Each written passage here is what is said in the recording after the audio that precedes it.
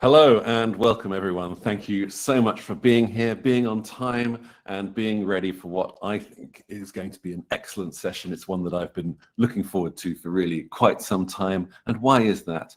Because of course it's the great debate, something which I don't think I've ever done before on a webinar. So this is something of an experiment. But right from the very beginning, right from the outset, I think that when I first proposed this idea, this session, it's one that really seems to have energized people. And although we know that a meeting, a medical congress, might not be the sum total of our entire company strategy, it's certainly a part that really hits home, really strikes a nerve. And I think that's because at the moment we invest a lot. We do invest a lot, and I think it's very important to ask ourselves whether we are investing simply because we've always invested or because we are continuing to receive a strong ROI, whether financial or otherwise, on the medical congresses that we do indeed take part in. So today, as I said, is a debate, and we're using the Oxford debate style. The only time I ever turned up in Oxford, I have to be honest with you, I didn't realize that you had to be in black tie. So I turned up in jeans and trainers, and it was one of the most embarrassing moments of my life because, yeah, these institutions have some very strong, clear codes and rules around them. So maybe this is my second attempt, my redeeming attempt to try and be allowed back into a debate hall. So in an Oxford debate, we have a vote at the beginning and at the end. And it's not about who has the most votes, it's about who changes the most votes. So we'll see a proportion of people vote yes and a proportion of people will no. This, by the way, that you can see on your screen right now is what you said in the signing up to today's webinar. So you can say 60% of people said that medical congress investments are valuable, 40% said they're a bit of a waste. So that's what the sign up group said. And then what we're going to do is to see the live group, which might be a little bit different. So we have to be accurate. The live group today, we'll see what you guys think at the beginning and then, of course, at the end. So please, don't go halfway through because so much of today is all about whether or not we can shift that vote one way or not the other. And I am going to call, I'll introduce them in a second. I'm going to call on my fellow debaters to be as strong as you possibly can, to believe in the red corner or the blue corner, whichever team you're fighting for, and to throw down that gauntlet and make sure you take no prisoners in your attempt to win the debate today, even though I'm sure you are all at heart reasonable and moderate-minded people. Let me indeed introduce our debaters. I nearly called them panelists there. So Jo is somebody I've got to know relatively recently and randomly bumped into her at the BMS office yesterday, which was not expected. But Jo, great to have you again. Glad I didn't put you off yesterday as well. Jo is the former VP for worldwide HCP events and meetings at BMS. One of the reasons I have come to enjoy Jo's company is because she has a multifaceted view. She has worked not just on the commercial side or the medical side, she's actually worked on the clinical side of our business as well. So comes through multiple different lenses. And I saw on LinkedIn, she's just taken up a new charity role as well, and indeed is doing quite several NED consultancy and advisory roles at non-profits and profits. So a cornucopia of things to dig into, Jo. It's an absolute pleasure that you were willing to give us a bit of your time and join us today. Thank you so much. Dani probably needs a little bit less of an introduction, and that's because Dani is a man that so many of us have come to enjoy the pleasure of. He's been an absolute thought leader in our industry, and of course in his role as the former chair of the board of MAPS, but also most recently as an EVP, one of the very few executive vice presidents that do have medical affairs in their job title as well, that was in our industry, and he did some sterling work there at Kyowa Kirin, where he worked. He has 28 years of pharma leadership behind him, and I am always honored when I have Dani in the room, as I think it's a privilege to have his company. Pierre, a pioneer in our industry, someone who you will have seen, of course, with SpotMe, but also most recently with Anomi. a company that, in my opinion, is a bit of a trailblazer, forging a new category almost, if you like. And that is, of course, the category of ensuring that we harness technology, harness smarter processes, smarter thinking, smarter integration, so that we can indeed make the most of our meetings, so that we can. And I haven't told Pierre, I don't want to inflate his ego too much, but I do find that when I do my little travels around pharma companies these days, that Anomi in particular seems to spontaneously appear in positive ways during conversations in the hallways of pharma. So Pierre, I hope it's working out for you, but it's certainly gaining notoriety without any prompt from me whatsoever around our industry. So well done for everything you've done so far in the months only since launching the new company, new brand. And then I want to say a special thank you to Emma, who has come in at very late notice. You may have seen Telia was on the advertising for today's event. Really sorry to say she's had a very significant personal event which took her away just in the last few days. But Emma, in little over 24 hours, has stepped up and stepped forward, and I am sure will be a great debater as well as bringing a special angle that I'm really, really grateful for. So Emma, thank you so much, doing some sterling work in medical digital in particular at Amgen, where she's been now for quite a few years, and in my opinion is, well, I think she's got the word pioneer on her LinkedIn profile, and it is absolutely true. She is indeed. Okay, so you've heard plenty from me. I suggest that we get on with the debate. It's what we're all here for. Just a quick disclaimer. Everybody is talking from their personal point of view today. That's very important, particularly in a debate like this where I'm forcing people almost to kind of take a side. So please do take that with a pinch of salt. We are speaking from a personal point of view. And I do want you to use what is the Q&A window. I realize many of my webinars, it's called the chat window, but the Q&A window is where you should say hello, and please introduce yourself if you haven't already. Why don't you speak and dial in where you're coming from, speak to what you're looking forward to hearing about today, and generally say hello, and make sure that this is not a one-way debate, but a multifaceted one. I do want you in the audience to be answering these questions as well. Also, you don't have to ask me for a recording. Yes, it's being recorded and it will be sent to you post-webinar. No need to send me a message. Okay, right. I have picked on, I don't know how I did this. Maybe I threw a coin in my sleep, I'm not sure.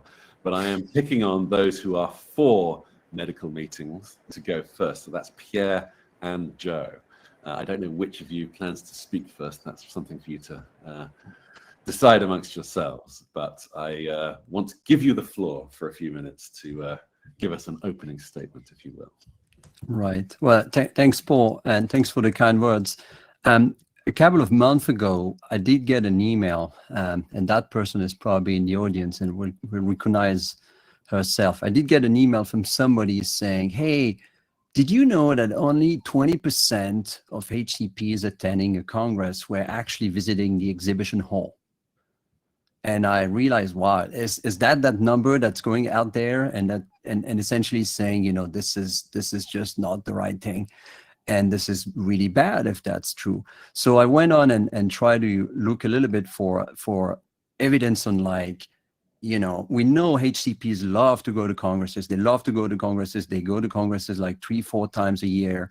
That's what the latest data shows. So I don't think anyone is questioning that. But the question is, like, is pharma, is the industry welcome, and how much interest do HCPs have in pharma attending congresses? And this is a little bit the research that we've done. So what we've seen, and I'm just going to start by giving you some numbers. I think I'm an engineer, so I like to put some facts behind the argument. And the first number is, and it's a big misconception that people have, is that they think that, you know, HCPs do not like to be, you know, in touch with pharma during Congress, but that's actually not true. These numbers reflect what people expect before a Congress. So there is this expectation. They like to be, you know, contacted to hear what's going on. They want to know what's going on. They want to be contacted for meetings. They want to know what activities your company is doing, is offering on the exhibition hall, but also with symposia, with, you know, potential meetings and side activities. there is an expectation there, and if you don't do that as a pharma company, you're essentially missing on an expectation.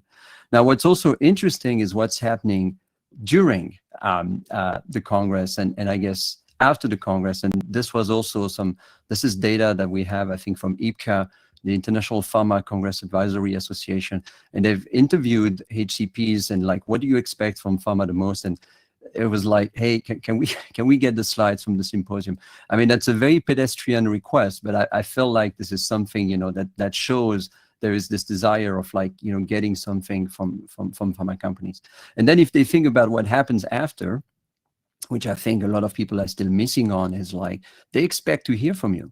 They expect to be invited to a webinar. They expect to be contacted for a follow-up meeting by a rep or by an MSL.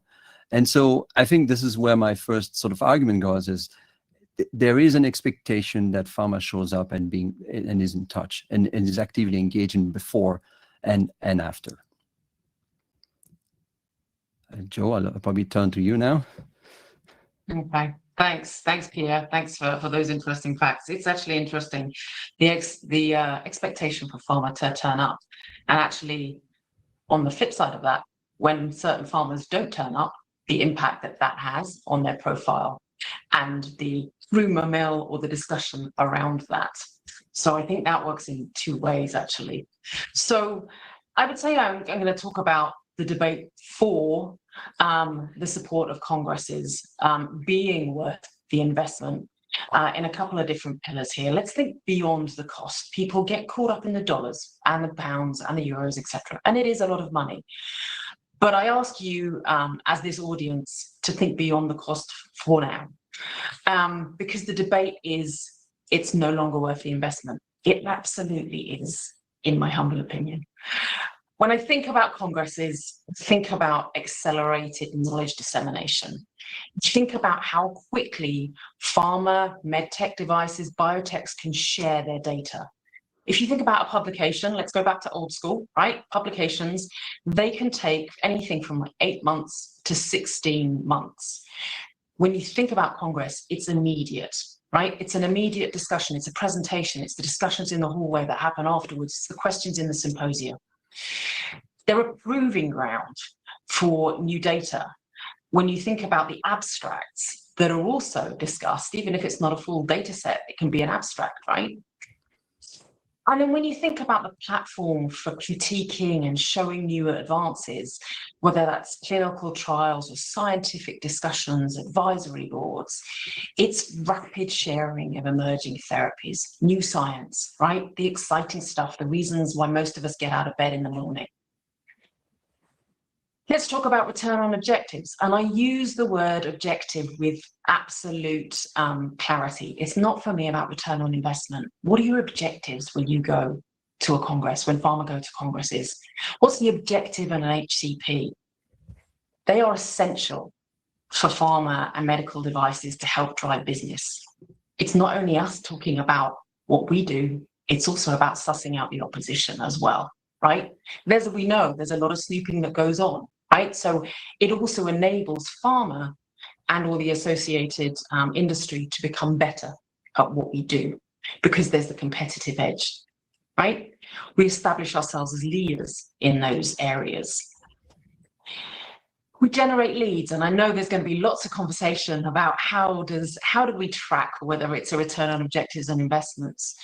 But polls have found that a live event can prove up to 2.15 times the increase in unaided product awareness. And there's a 2.1 increase fold in telling your peers about the product in the next 6 months. So the discussion flows and ebbs, right? It's networking, it's collaboration, it's patient care, which is the next topic. It's a cornerstone of medical education. It's not about its industry. It's about our patients. It's about our HCPs. It's about our KOLs. How do we include more patient groups moving forward, which is a trend we are seeing happening more and more? How do we adopt the new information, adapt our protocols? So we also bring such diversity when we're face-to-face, right? A huge amount of diversity versus virtual.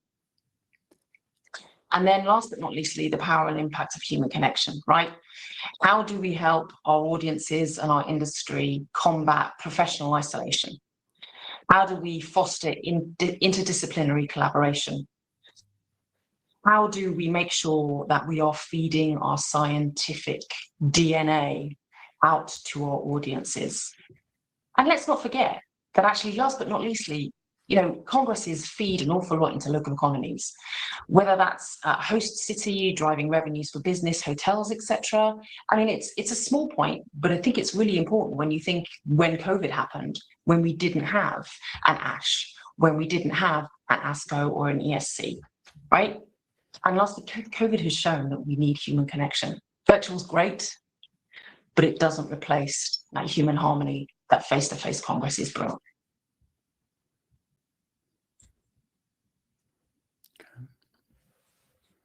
Mic drop moment. Thank you so much, Joe and Pierre. I really appreciate that as an opening statement. Okay.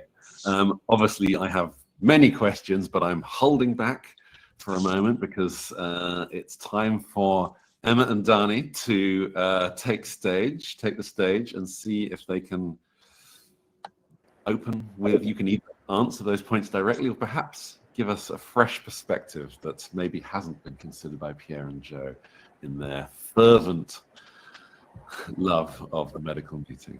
So whoever wants to go first, please do. Emma, please go ahead.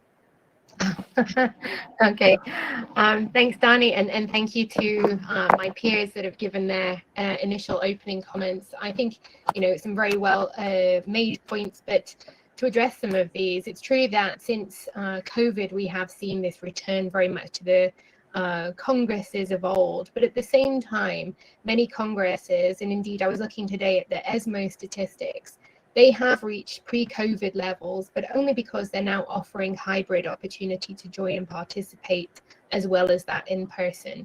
So I think as much as we would like to celebrate this return to the face-to-face discussions and the congresses of old, it's not a fully true story. I would also harper back to that COVID time where we found that we actually increased very much our engagement around congresses, supporting very much that discussion to continue. And it was indeed with, yes, I very much acknowledge the accelerated knowledge dissemination, but when we often participate in these congresses, those people that we are potentially connecting with are maybe not that target audience that we would like to engage with. So it is almost a very, very broad engagement that's more like a mail shot to a lot of people, rather than those people that we feel that can truly make an impact in changing that patient or optimizing the patient care. So it's certainly not that on target discussion that we want to have. And I think, it's difficult to really assess if those conversations at a Congress can truly have that direct impact on patient care. We may poll people in a symposium and we may get a very nice thumbs up, they really appreciated it, they're going to change their clinical practice. But in reality, is that the case? And I think as much as we talk about the investment from healthcare systems, in the participation of their physicians to ensure that they're continuing their medical education, so they're being supported to travel to these congresses, I do wonder now, with current and continuing constraints in healthcare systems globally, is that going to continue? And equally, we see very much a de-investment from a pharma company side, so there is less sponsorship of healthcare professionals to participate in these meetings. So truly those people that you see are there, or maybe those people that are from, distant countries that are not maybe relevant to your market. There may be the top key opinion leaders that you're already engaging rapidly with, that have been involved in your development plan, and they're not really, again, that target audience. And I wonder whether investment from a company's perspective is actually better put into digital solutions that allow more of that partnership, that allow that continuous feedback loop, that you truly understand how maybe their knowledge or their confidence or their awareness is changing over time, and that you're able to help them truly have that personalized experience that's abiding with everything from a compliance perspective, but they are truly getting that continuous medical education that the healthcare system wants to support and we want to ensure happens. And I think, that's where the world needs to kind of look to change. Thank you, Emma. Danny. Yes, great. So let me build on that, if I may. So some of you on the call may know that my favorite response to most things in life, if not all, is it depends. But I think this topic really asks for something more general, so it depends is not going to fly. So yes, thank you for providing some numbers. I'm quite sure there's a lot of bias actually built into those. Maybe they were asked from people who actually like attending meetings, right? So that's it's a really high number.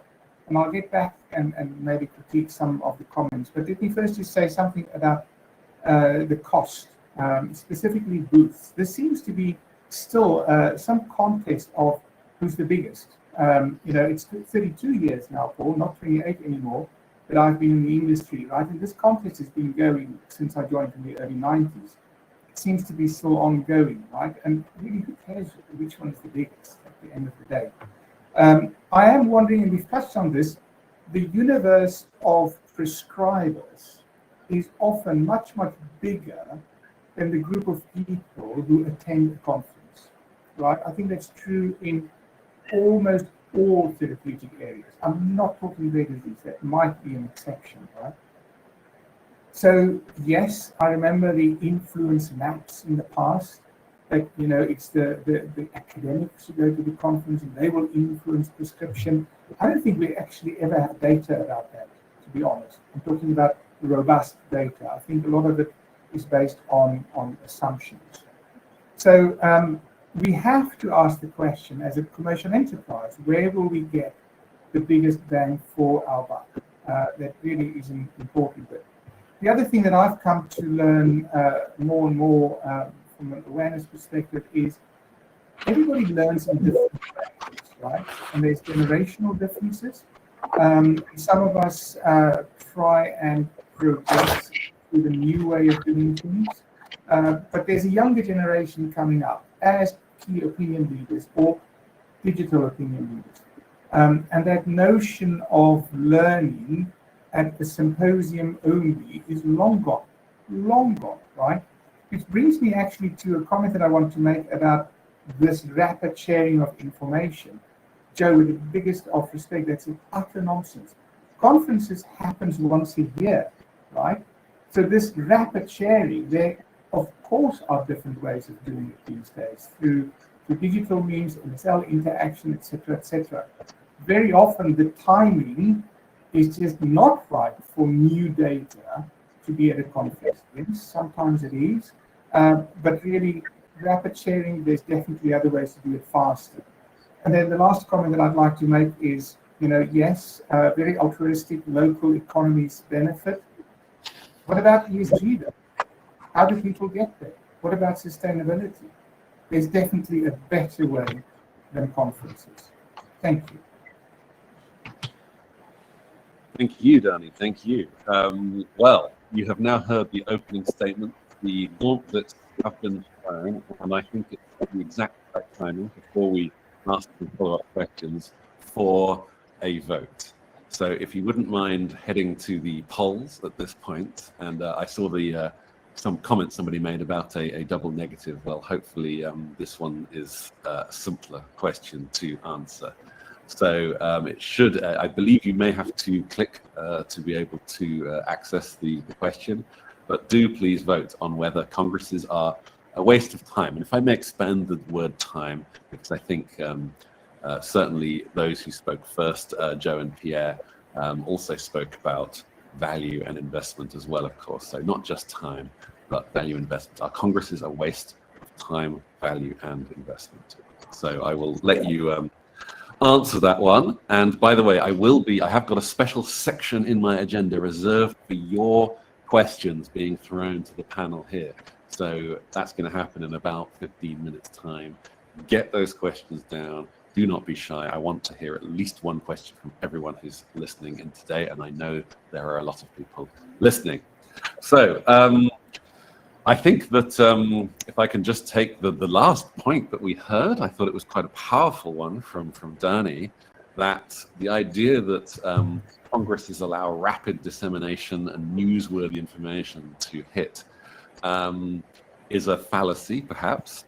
I would perhaps even go a step further. How can we say we are patient-oriented companies if research has to be communicated on the schedule of an annual meeting? Think of the time that might pass while patients have to sit on the sidelines before research gets released as a result of the calendar and availability of people to travel. So I think that point was a particularly strong one. I'd also like to hear you address the digital points that were made by both Emma and Dani, actually, and how digital dissemination, digital opinion leaders are becoming the influencers of not just tomorrow, but today.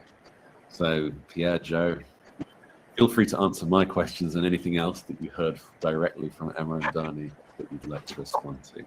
I will close this poll in just a few seconds, so get your votes in. Where would you like to kick off? Yeah, sure, go ahead. So let's talk about dissemination, and I think it was one of my opening points as well, right? I don't want anybody on this debate to think about congresses in isolation, because life doesn't work like that, right? Congresses, when we talk about, and I counter Dani's point to my counter, congresses happen once a year, big congresses. But when you think about a therapeutic area or an indication, there are many bigger, smaller, local, country, regional kind of congresses that happen. It's not just about a big congress like ASCO, right? And I'm going to pick on oncology, right? It's about all the other ones that follow, from those really big global ones to something that happens in Europe, to something that happens in Asia or happens in South Korea, for instance. It's a constant flow. So I don't think any of us are that naive enough to think that this happens in isolation. So in terms of dissemination, agree completely, Paul. It shouldn't wait for one single, and that's why it doesn't, right? It's too dynamic. We all know, everybody that lives and breathes this industry knows that this ebb and flow happens all the time. So that would be my counter to that point about dissemination. Pierre, I don't know if you would like to add anything to that. Yeah, so Dani, first on the data, yes, this data comes from people who clearly had an interest in proving it that way. However, I mean, I've put the sources, so I invite you to check them. The sample size is actually quite significant, and they still come from reputable organizations who I think, will probably not have tweaked it that strong. So I think I was also coming from a place like maybe that's not the case, but it seems like there is an interest. Maybe on the digital side, and I think you also made a point on sustainability, Dani, and I think we've got to respect that here. You also made another point, which I think links to the sustainability part. You said a lot of the prescribers are actually not attending the Congress. Congresses are an excuse. It's a big moment even for those who are not going to the Congress, because they know ESMO is happening. They know ESMO is at this date, and it's a big excuse for everybody around that to make a big fuss about it. And so this is where digital comes in, right? A lot of very smart people in pharma companies today are using, ESMO is happening at this date. So 2 weeks before, we'll have a pre-ESMO webinar session where, we'll disseminate that information to a much broader audience. And they have this has HCP's attention because it has the ESMO stamp on it, right? This is the big, powerful value proposition of these medical societies, is this value of trust and science. And this opens up a much broader audience, which is in this case virtual for most of it. And it opens up, it also sort of helps on that sustainability point. But also on the digital side, a lot of people tend to think that digital means Zoom or webinar or virtual attendance. That's true, but it's also a fact that it's not because the Congress is in person that digital doesn't have a role to play. And one of my big thing here around congresses is, on a Congress, we've calculated there are about 150 touch points if you're attending a Congress as a participant. Now, picking up the badge, going to session 1, going to session 2, etc. We estimate that about 40 of those touch points could be claimed by pharma companies. But I say claim because pharma doesn't own a Congress. So you basically have to go and drop your own digital touch points wherever you can, which typically is on your booth, on your symposia, in your meeting rooms, etc., etc. And this is where you can start to digitalize, I hate the word, but that's what it is, your Congress presence. And then you can do a lot of very good stuff in terms of ROI calculation or ROO calculation, as Joe put it, right? Where you start to have hard numbers, and in most of the times, the names of the people you've interacted with. So I think, Congress not being digital because they're in person is a bit also of a misconception here. And Paul, if it's okay, I'll just chip in on one final point on that, the digital piece, right? There absolutely needs to be a digital piece to congresses, and actually there is such potential there. When I think about the companies involved who are trying to solve for that right now, and I see some of the questions around how do you measure it, we haven't cracked it, but oh my goodness, there are people and companies trying to crack it, right? There's the big ones, there's Cvent, there's Viva, but there's also companies like Within3, Memencio, Connectar, and OMI, like we're all out there trying to crack what is an ROI, how do you track it? So we're not saying don't have it, but we're saying it's absolutely part and parcel of having a Congress. Thank you, Pierre and Joe. Before we throw the microphone back to Emma and Dani, I don't feel like you've addressed the particular point that I wanted to emphasize, which is the infrequency of the medical meetings and how you can't be as newsworthy and rapid reaction as the world might wish you to be. So have you got any specific counter to that accusation? I feel like Joe addressed it, right? You clearly I remain unconvinced. You remain unconvinced. All right. So for starter, I'll back her up here. For starter, every single large society has a regional version. I mean, you've got ESMO Asia, for example, and you'll have the counter, right? You've got ESMO and ASCO, et cetera. So I think there is that much higher frequency. Of course, it's called the annual meeting, but in reality, there's much more than that. And then you've got the regional congresses, and then you've got the country associations, and all of that leads to a much higher frequency. And again, I think I gave that number at the start, every specialist is typically attending 3 to 4 a year, which I think is proved, the point that this is not just one per year that they're doing. Sorry, Paul, I just say it's also about frequency, and it's also about reach, right? Let's not forget that it actually reaches very broadly. Those hits have a very broad reach. So it's about breadth and depth. Interesting. I would say that reach would typically be a digital argument, but nice one, Joe, to claim that one. Dani. Yes, so, and it may have changed recently, but in my experience, many of these big conferences, when they do regional ones, it's really a repetition, right? A lot of the program is a repetition. So, that's not really patient-centric, because a lot of the data needs to come out much, much earlier, not 3 months later when we go to Asia, or 3 months later when we go to wherever. So I'm not convinced about that one here. And then I think the other thing that also, we have to consider is that there are professional congress goers, right? You just said that probably 4 conferences, 4 HCPs. What about those HCPs that actually never go? They also see patients, right?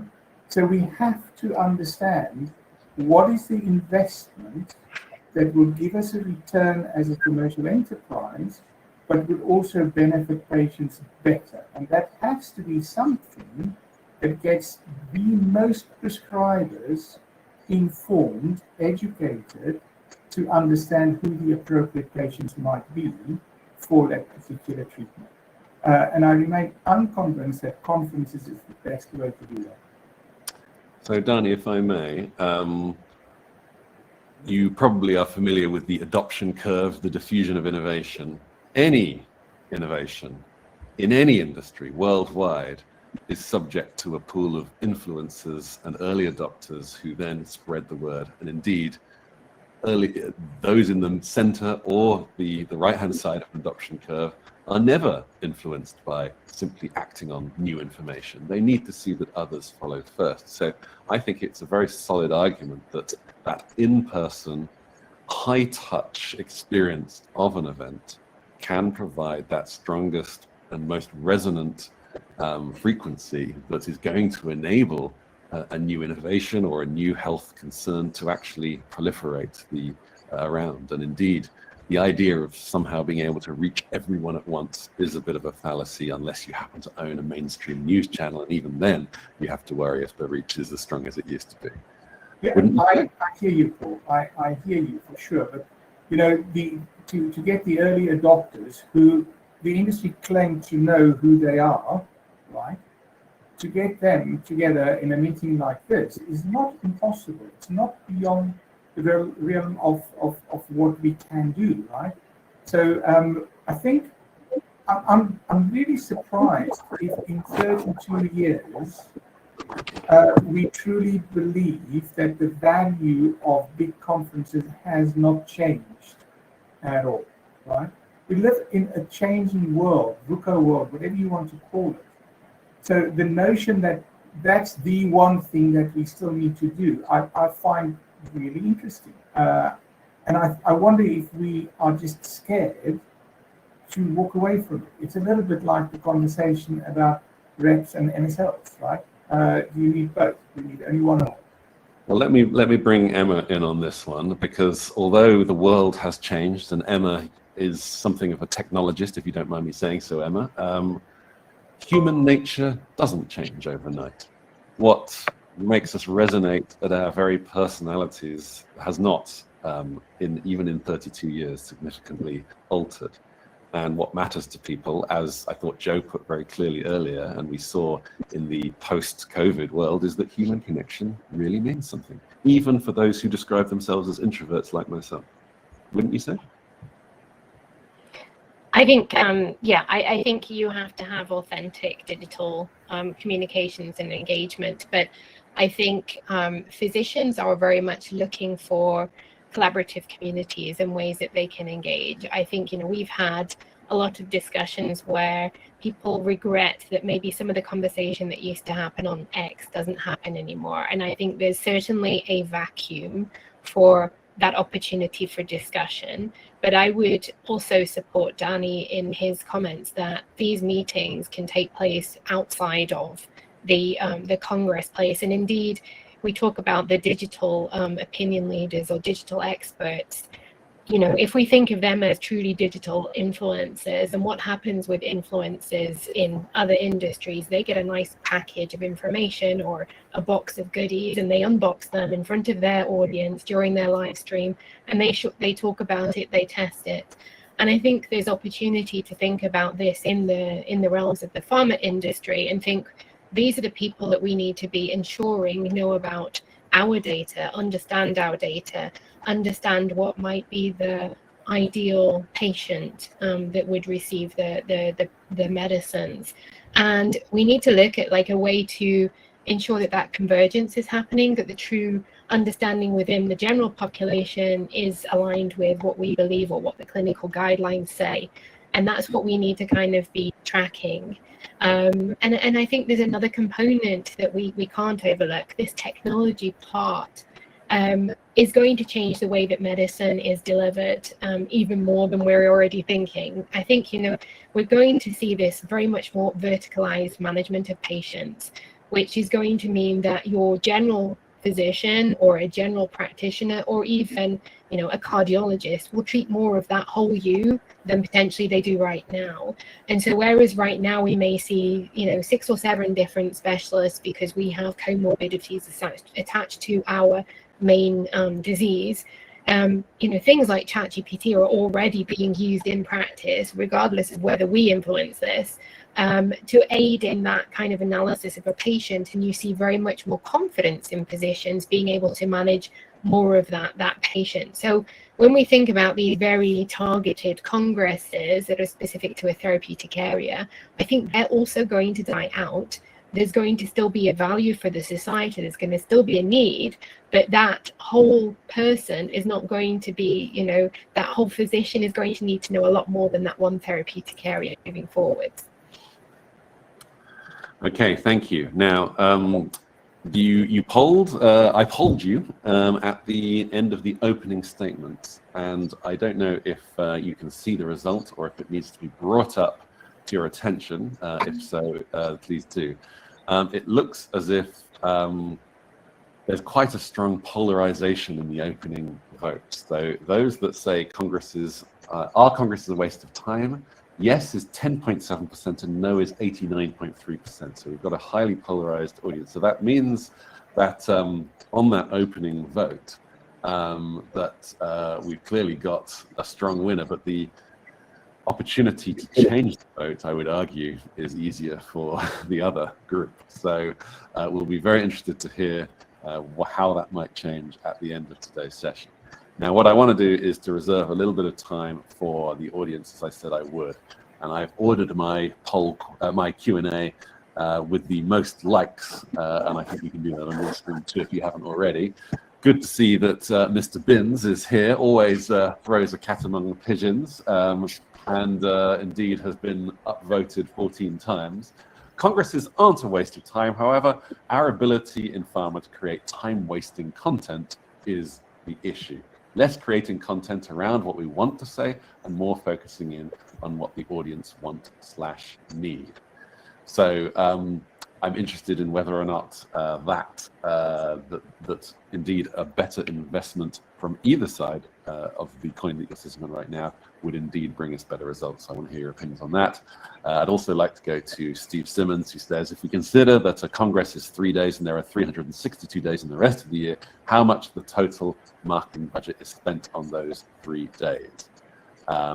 Conferences are, important, but should they take up such a huge proportion of the budget? Full disclosure, I'm a media planner. Thank you so much, Steve. So I'd like to go to those audience questions. And also, while you answer these, I'm going to ask the webinar gods to post some other poll questions that I have prepared. So we'll get some more nuanced questions out of those as well. So we've got some interesting questions for you to answer there. Danny, I think you put your hand up. Please go ahead. Yes, I did. I want to make a comment about Andrew's comments, Andrew Wynn's comments.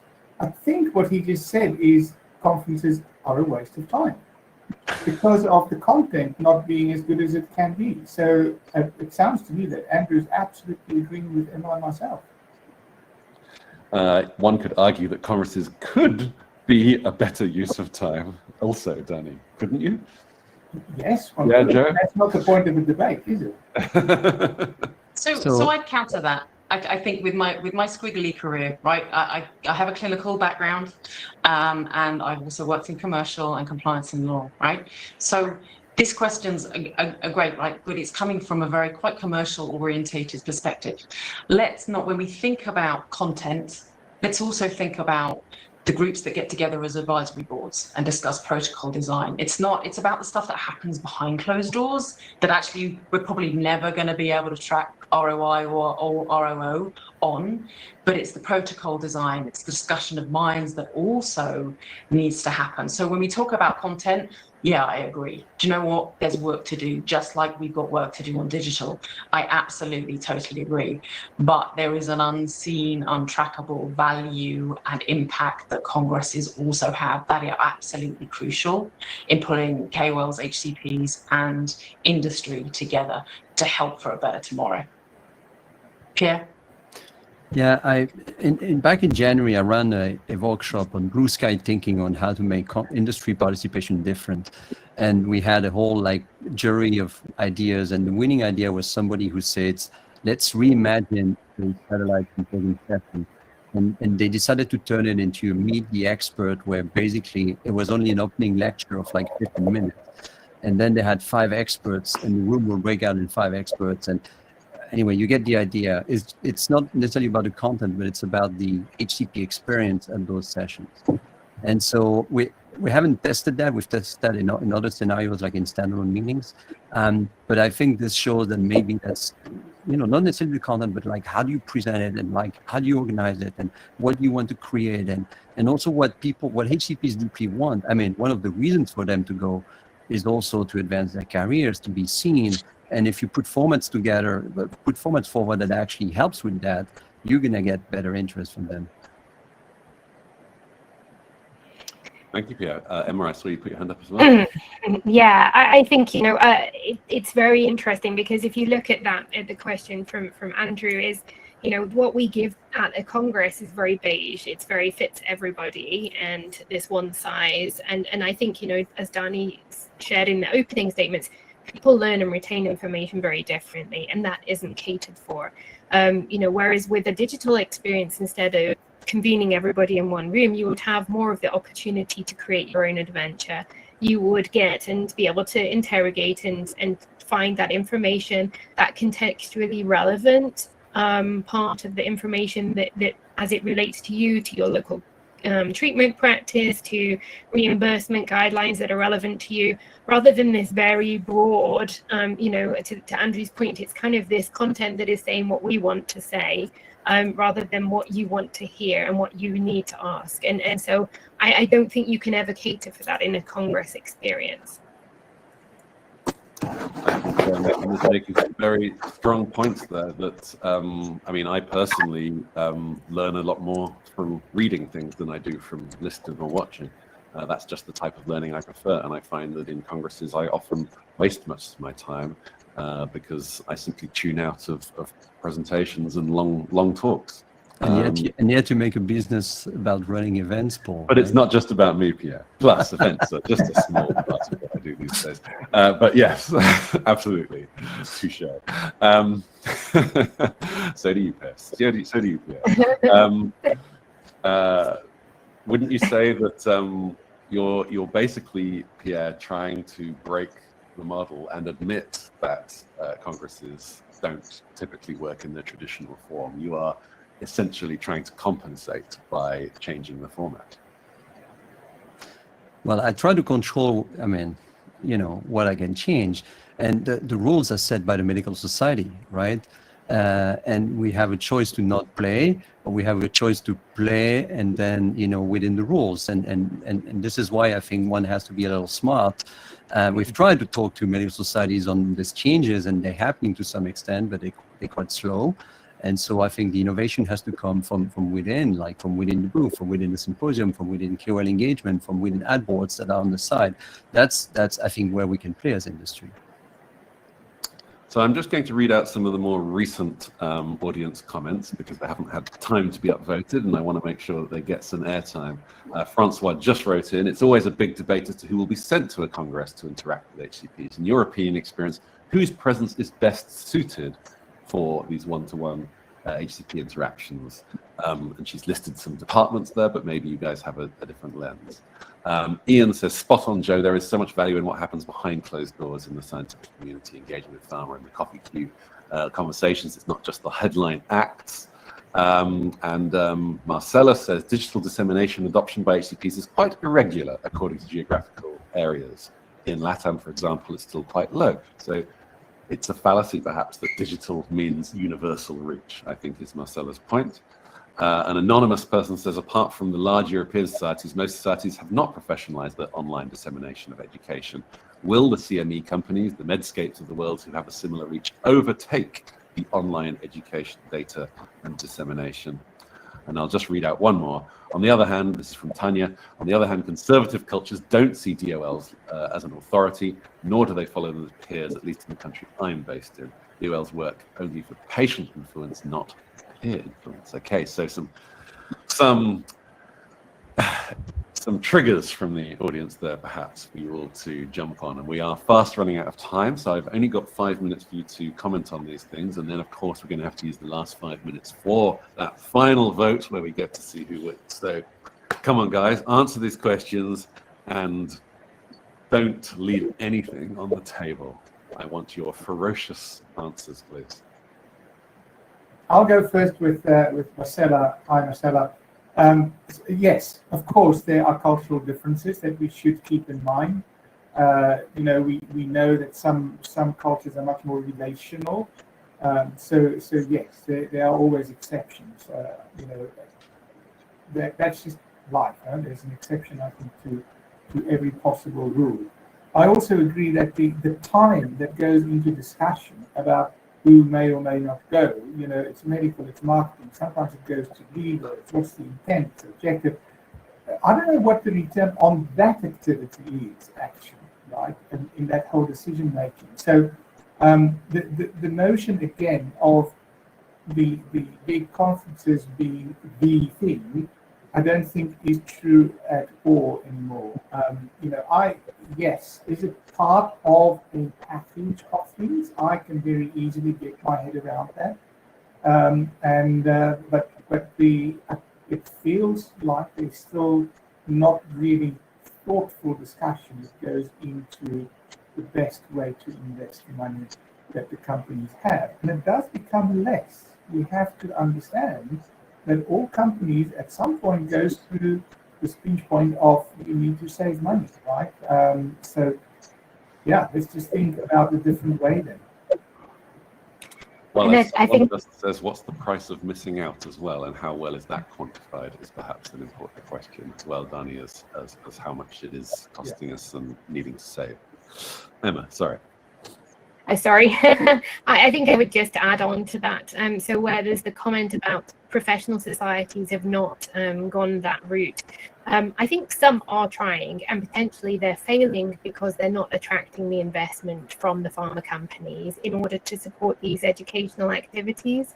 So I think that pivot really also does need to happen, that we change that mindset. With that, there's a lot of learning. So where companies like Medscape and others may be more supported because of the quality of the data analytics that you get back in terms of understanding the segments, the geography, etc., of those people that are participating. But I think really, there needs to be sort of us looking at ourselves in the mirror as to why they're maybe not making those moves. And I fully agree that there is, as you know, very heterogeneity across the world in terms of digital adoption. But I think, as Paul mentioned, I think we should be pioneers. I think we should help this transition, help to make this more equitable, and drive the opportunities and create the opportunities for those people to build their careers in this space, that they can start to become these digital leaders that can help to disseminate this information, help their peers to gain confidence and gain a deeper understanding. And I think we can play the role in kind of giving people the reason to move in that way. So before Pierre and Joe speak and throw down their final gauntlets, I would like to point out that there are currently 5 live poll questions. So if you haven't answered all of those, or you haven't been for a few minutes, you might see that there are some new ones. Please make sure you do that before we go to the final vote, which is only a couple of minutes away now. So Pierre, Joe, you heard some of the comments from the audience. You heard what Emma and Dani have just said. What more do you have to add before we go to that final vote? I'm going to pick up on the point about missing out, and I think that was a point that Pierre said, we said at the beginning in our open arguments. My point was that actually for a company not to be there raises as many questions as it does when we are there, right? So that is hugely impactful if companies don't show up. Having run a huge events and meetings organization in my previous role globally, that whole debate on who should go, who should not go, who's got the budget, who's not got the budget, I get it, right? I completely get the complexities of that. But isn't that the joy of congresses, is that one company is not the same as another company, as not the same as a biotech, is not the same as a medical device. Isn't that the joy that congresses can catch all of those companies, even if they're pre-launch, post-launch, relaunching, new data?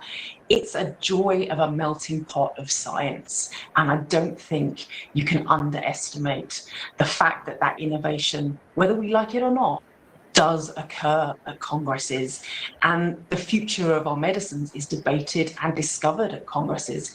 It's not just done in a lab, it's not done on a spreadsheet, an email, a screen, whatever. It is that human contact. Do I think there's room to improve and innovate digital and other ways of disseminating? Absolutely, but you've got to have that core catch-all that enable us that wonderful scientific melting pot. Yeah. Yeah, I'll be super short, but still on the question of who should go and not go. Instead of trying to measure this elusive ROI or whatever you want to call it, try to measure what helps you decide who should go next year based on what they did last year.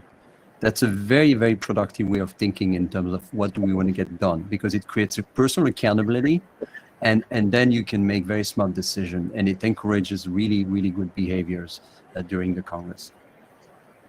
Thank you, guys. Really welcoming the passion. Okay, so we saw the previous vote where only 10.7% of people were actually on Emma and Dani's side and agreed that Congresses were a waste of time. Pierre and Joe, you were sitting pretty with 89.3% of the vote. Let's go to the polls once more in the last couple of minutes that we've got here today. Do not sit on the Or sidelines. maybe the other party would like to concede at this point. Wow. You must be- Early request for concession. No. That's bold. No, That's wait. bold. I love it. I suggest, much like you might be proposing a pharma company would, we have a look at the data before we draw any final conclusions, Pierre. Remember, they only have to move the needle That's by true. a small amount to be the winners here. So, yeah, has everybody voted? I don't know. Not yet. Come on, everyone. It's a pity I can see can't it see live. that. I don't know if anyone else can, but I can see it live. It's very exciting, and I have to say, there is a shift, but I'm not going to say which way just yet. Pierre, stop voting. Yeah, that's true. He And not the actually keyboard. he has the power, perhaps, behind the platform. Stop it. Tinker with the source code. We accept credit cards too, so. I see. Very sneaky. Well, while that vote is going on, and I'm going to hold it open only for a few more seconds to get it in there, I do, of course, want to thank not just the participation for Emma, Dani, Pierre, and Joe, but also the bravery. Not everyone is willing to take sides in that industry. Not everyone is willing to stand up and shout for one thing, whether they really are fervent about it or not. And I love to see more opinion, more polarization, perhaps not in society, but certainly more debate within our industry would be super, super helpful. Emma's just disappeared. You know, she's just got too excited about this final vote. Maybe she was following your advice there, Pierre. No, a huge thank you. And of course, all of you who voted and participated in the conversation. It's been really great. So shall we close this poll and see what happens? The results are now visible. As you can see, the no, still over 3/4 of you saying, 77.8% of you saying no. But that's not how it works. The rules are the rules. I don't make them up. The winners are the yes team. The winners are Dani and Emma, who have managed to double their vote to 22.2%. That's I don't Thank you all. know anyone with 22% a winner. I mean, certainly when I did exams at school and I got 22%, I was not considered successful. You went to the wrong The school. rules are the rules, and I don't make them up. You didn't go to Oxford apparently, so yeah. Yeah. Let's say we're all the winners, and let's all say that we agree that Congresses can be done better, and that I know is true. Of course, Pierre and his company are a significant and real way of making sure that happens, but there are also many other considerations that were kindly brought to our attention by the panel today. I'm going to end it here. I don't want you to be late for your next meeting. Thank you so much, everybody. If you've got any ideas, suggestions for what you'd like to see in the future, did you like the debate format? What would you like to see debated next? Please throw it open. I'm going to hold this meeting room open for a few more seconds so you can throw down your ideas in the Q&A window, and I will hopefully see you all next time. Thank you so much for an entertaining debate, and I'll think of a great prize for our winning team. Not sure what it'll be yet, but it'll be significant, I'm sure. Thanks so much, everybody. We'll catch you on the other side very shortly. Goodbye. Bye-bye. Bye.